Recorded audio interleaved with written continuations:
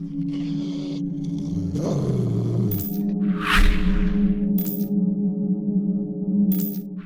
guys, LMNTRIX here. Hope you're all doing well and welcome back to the channel. Today we are back with another Killjoy guide, this time for the map Bind. There's some pretty insane lineups that I want to show you guys that will definitely give you some easy kills. Killjoy is a great pick for the map Bind, and my recommendation is that you play her on B site as it is easier to defend with her utility. Keep in mind that all of my guides are based on my experience playing with each agent. You may see or do things differently, which is perfectly fine. If you do, feel free to share so that others can learn some unique spots as well. I did something different to my style of videos by adding in some cinematics and music. So if you enjoy these kind of guides, then make sure to let me know in the comments, drop a like to support my content, and if you're new to the channel, then why not consider subscribing? I stream every Tuesday, Thursday, Saturday, and Sunday, so I hope to see you on the next stream. Just join in, be yourself, and have a good time. All the timestamps are in the description down below in case you want to jump to a certain part. So sit back, relax, and enjoy the video.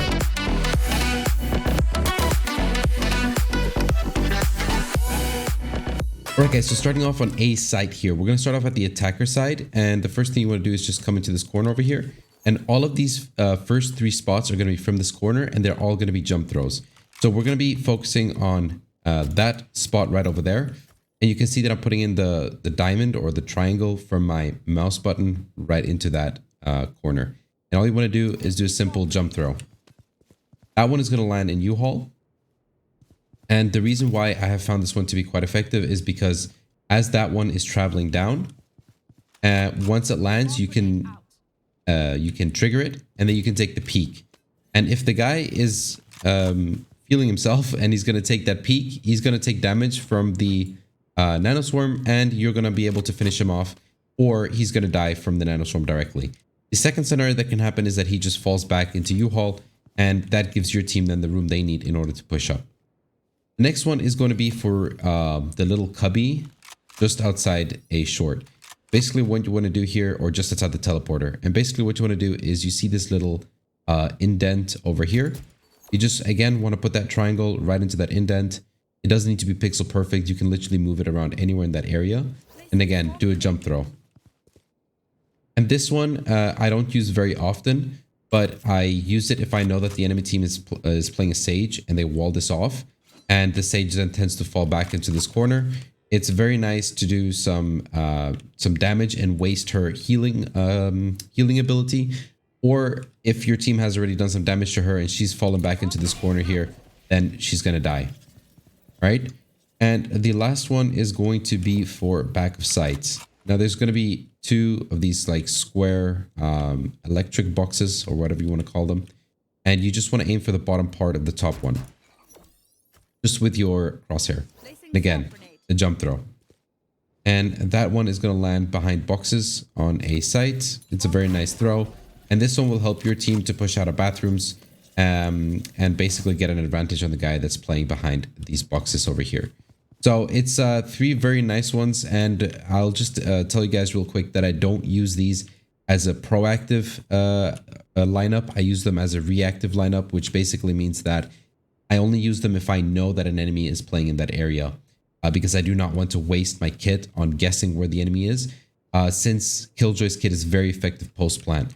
So, you know, just try these lineups up and get some easy kills.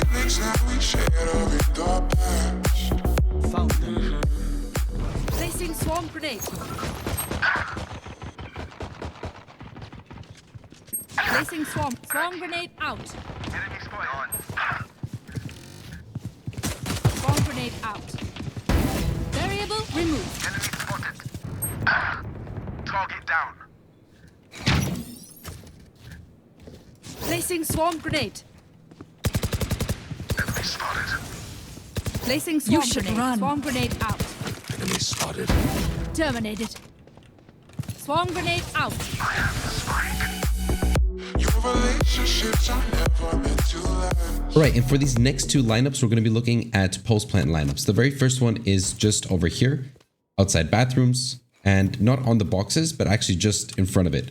And what you want to do is aim for in between these two spots right over there from the satellite dishes, and just throw it. A simple throw, nothing fancy, and it lands right there. The next one, we're going to go back to our default spot where we were before. And what you want to do is aim for this part of the palm tree and just do a simple throw. Again, nothing fancy, but it's very simple and it gets the job done. Okay, and now we're going to come right outside B short over here, and I'm going to show you two very simple lineups. One is for back of B site and the other one is for elbow. Both of them are from this spot over here, so you just want to pin yourself into this corner. For the lineup for back of B site, all you want to do is you see this orange part on this metal thing. You just want to aim at the bottom thing in the middle. It doesn't need to be perfect. It'll look something like this. You just want to do a simple throw.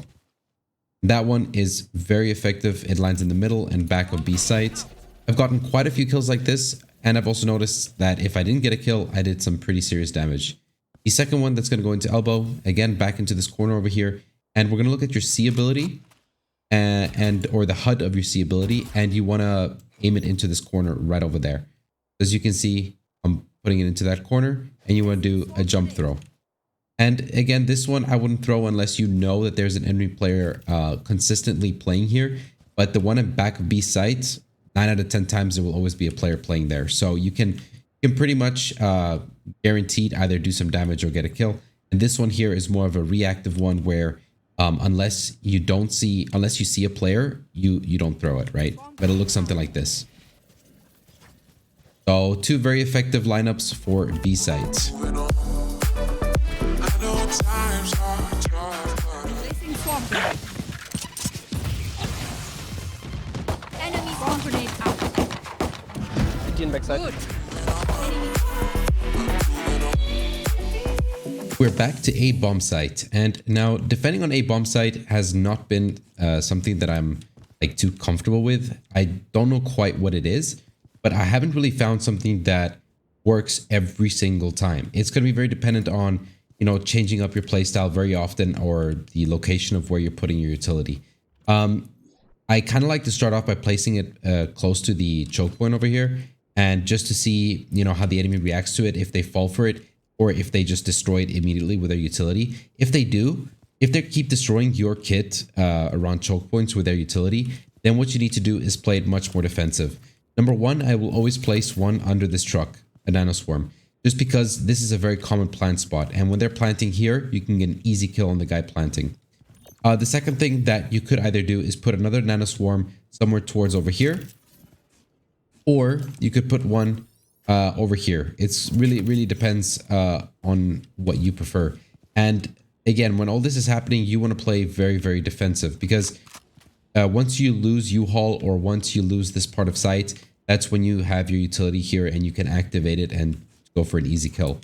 Your alarm bot, you can place, again, this is going to very much depend on how the enemy team is playing, but you can place it anywhere close to this wall over here, somewhere in the middle. Try and change it up a bit. Even sometimes close to the bomb site, because usually what happens is the guy that's going to go and plant the bomb has the bomb in his hands, so he won't be able to shoot the alarm bot directly. So if you have it over here, it's going to deal some extra double damage to the guy that's about to plant the bomb. What you could also do is place it around bathrooms. The only problem with this is people do tend to come up quietly over here before wide swinging or before taking the peek, so they will hear your utility close to this corner. So again, the alarm bot is just really going to depend to where or how the enemy team is playing, but try and switch it up. Place one over here, place one somewhere in the middle, place one somewhere close to the bomb site, and then coming to your turret, you can place it in this corner. Is something I like to do, because it's going to give you information for anyone taking a peek from bathrooms. It's also going to give you information if the enemy team is coming onto site here. Especially if it's a Sage and she's about to wall this off, she has the wall in her hands, the turret is going to at least give her one burst, and you're going to know that basically then that they're on site. What you could also do with the turret is, of course, place it a little bit more into this corner over here as well, and hopefully deal some slow or tagging damage in case you have your utility around this choke point over here, so that when you have your turret over here, and they're coming up into this corner over here, they're going to be slowed. They're going to be distracted by shooting this turret. This one should be popping off as well and hit them for double damage. And that's when you open up the nanoswarm. So that's kind of how I like to play it at the moment. I will usually place one over here and not into lamps. This is how it looks like. They can't hide into any of the corners. And the one in lamps over here, I won't usually place, and I'll play very defensive from lamps. So I'll have this area covered. And my bot or my turret, again, I'll either have over here, but most likely I'll place it anywhere, either here or over here, just so that I have information for anyone coming out of bathrooms. Alright, so moving on to B bomb site. Now, B bomb site for me is completely different than A site. I'm very comfortable with defending on B side here on bind, and I think it's very, very easy. I'm quickly going to show you and run you down the steps that I do and where I put my utility. The very first one is I usually put the turret into this corner over here. And the reason behind that is because I've seen people place it up here or into these corners, but it's simply too exposed and people destroy it way too easily. So if you're placing it right over there, they're going to have to come all the way out here in order to destroy it. Now, the second thing I like to do is put the alarm bot right under here and one nano swarm under window. This one here, again, I think you're just going to have to change up the playstyle based on how the enemy team is playing. I've had games where the enemy raise has just thrown a satchel into this corner over here and it destroys all my utility, and basically then I have to change it up because otherwise it's a waste. But what this happens, or what this does, is if the enemy team is not expecting it, is when they jump out, this bot or the alarm bot over here is going to hit the first person that jumps out, and the people that follow behind him will get hit because it has an area of effect. And then you pop this one over here, and even if they're playing out here on window, on the top part, it does damage to them as well. So it does damage to people playing on the edge of window, and it does damage to anyone playing all the way to over here. So you can see it's quite a large area. The second thing, or the second nanoswarm where I like to place it, is right behind sight, just into that corner. And the reason I like to do that is because, or before I jump into the reason, you can actually change it up and maybe place it in the middle as well. In case the enemy team plant over here, it's also going to damage... show you guys real quick. You can see. Let me do that again. Messed up the first one. If we place it over there, it's going to damage anyone trying to plant over here and on this side as well.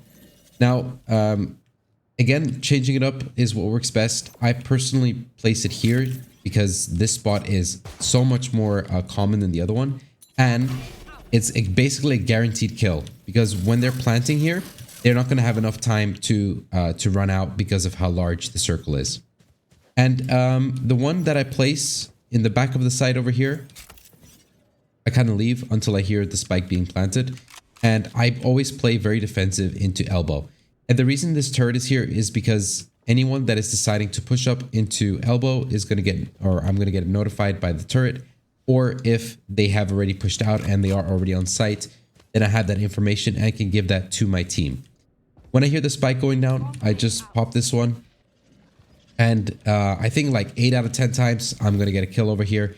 And it's going to basically put the enemy team in a very unfavorable position as they're going to have to recover the spike. So yeah, defending on B bomb set on bind is easy peasy lemon squeezy. One is jet. Found them. Bomb grenade out. Jet 1 HP, bro. Side one. Swarm grenade out. Nice. One enemy remaining. That's on side, on side, on side. Sorry, little mouse.